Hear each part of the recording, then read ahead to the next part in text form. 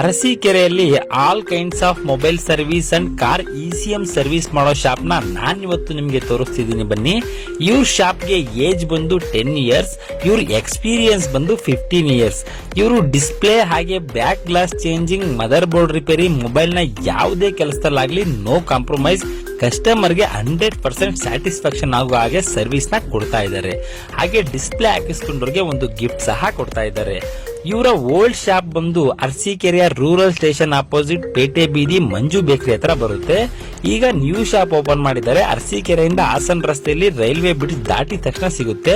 ಇವ್ರ shop name ಬಂದು Indian mobile service ಅಂತ. ನೇಮ್ ಅಲ್ಲೇ ಒಂದು ಗೊತ್ತಿದೆ ನೋಡಿ.